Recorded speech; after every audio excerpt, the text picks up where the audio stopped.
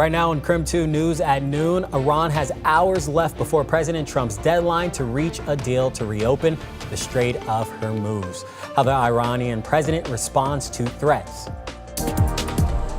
Let's look at your forecast. I'm tracking sunshine, but our winds at a breezy level, even prompting some advisories back toward the central part of the state. And Washington drivers are finding cheaper gas on tribal lands. Why these gas stations are more affordable, that's all coming up. And hi there, everyone. We want to say thank you for joining us here on KREM 2 News at noon. I'm Brandon T. Jones. We want to go ahead and get right back on outdoors to the Outdoor Weather Center. That's where Jenny Power, she's standing by, keeping us up to date with all of the latest weather conditions. Jenny, it looks like it's a pretty nice day out there. How are things feeling? Yeah, hey, Brandon, things are feeling so nice out here on Spokane South Hill and in our Outdoor Weather Center. The sun is shining. We're getting a break from some of the elevated winds, at least for now. And our temperatures have been climbing ever since earlier this morning. Right now, we're sitting at about 56 degrees, and we just have a little bit of a light breeze here coming out of the north at 13 miles per hour sustained. Now, as we break down what's happening weather-wise, we're seeing widespread sunshine yet again for the inland northwest. We're in the low 60s for Wenatchee, 64 degrees for Moses Lake, 59 right now for Coeur d'Alene, and in the mid-50s as we look towards Sandpoint, Idaho, up through the North Idaho Panhandle. We still have been seeing some breezier winds out toward Ritzville as well as Wenatchee and north to Omak. Deer Park right now sitting at about 20 mile per hour sustained winds. So yes, breezier, especially in comparison to what we were seeing yesterday at this time.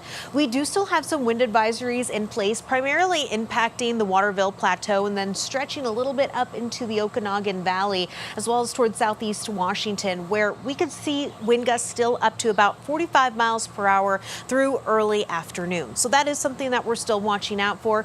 Your daytime highs are trending cooler than yesterday, but it's still pleasant right now. 57 degrees for Spokane is that high, with some low 60s for Coeur d'Alene. How long this dry weather pattern will last, we'll talk about in my extended forecast. Brandon. All right, Jenny, we'll talk soon. And turning to some new news here at noon, the Washington State Cougars officially have their new athletic director. John Harlow, he can drop that interim title that he's been carrying over the last few months.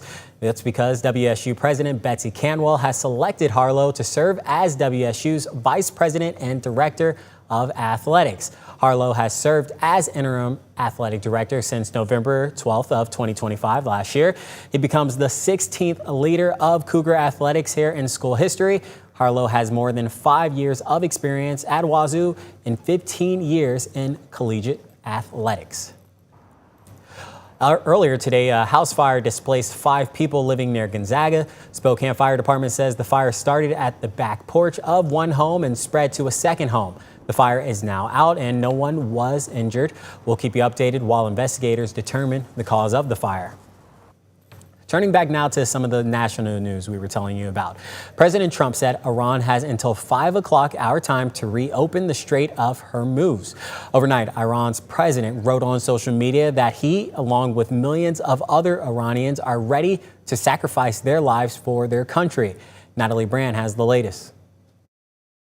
Even ahead of the president's deadline for Iran tonight, a U.S. official confirms to CBS News there have been strikes overnight on Karg Island military targets, a vital location for Iran's oil exports. The official says the strikes did not target oil infrastructure. We're not going to strike energy and infrastructure targets until the Iranians either make a proposal that we can get behind or don't make a proposal. Vice President J.D. Vance, speaking during a trip to Hungary, said there will be a lot of negotiation between now and the president's deadline. If the Iranians don't come to the table and they stay committed to terrorism, to terrorizing their neighbors, not just Israel, but of course their Arab neighbors too, then the economic situation in Iran is going to continue to be very, very bad, and frankly, it will probably get worse. President Trump, in his most threatening social media post yet, warned a whole civilization will die tonight, adding that he doesn't want that to happen, but it probably will. The president's post also said maybe something, quote, revolutionarily wonderful can happen. On Monday, he detailed the consequences if an agreement is not reached. Every bridge in Iran will be decimated. Every power plant in Iran will be out of business, burning, exploding, and never to be used again. Iran's neighbors are calling for de-escalation. There are no winners in the continuation of this war. There are only losers. Iran, for its part, remains defiant. The country's president wrote on social media overnight that he, along with millions of other Iranians, are ready to sacrifice their lives in defense of their country. Natalie Brand, CBS News, the White House. Well, as that deadline approaches, gas prices are still going up today. The average gallon of gas in Idaho is about $4.30. Over here in Washington, it's about $1 more at $5.39. Of course, that also factors in prices from the west side of the state. To get cheaper prices, some people in Washington are filling up on tribal lands. In some areas, it's about 30 cents cheaper. It's cheaper because Washington lets tribes keep part of the gas tax that the rest of the stations in the state have to pay.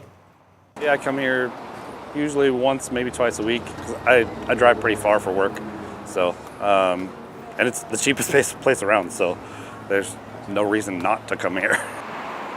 Well, the last time we had gas prices this high was back in 2022. They peaked at $5 per gallon nationwide and stayed high through the summer travel season.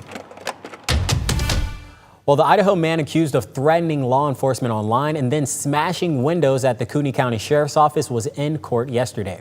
Court documents say Ryan McClintock posted threats on social media.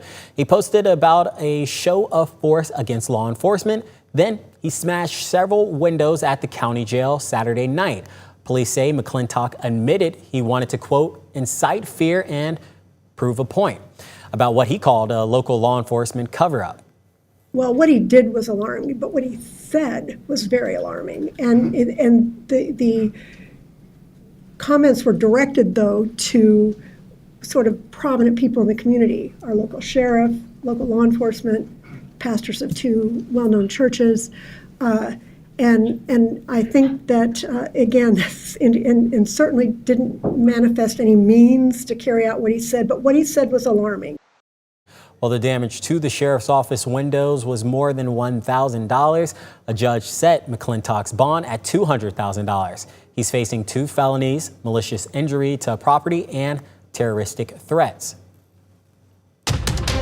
All right, still ahead here on KREM 2 News at noon. A few roads in North Idaho are closing for construction.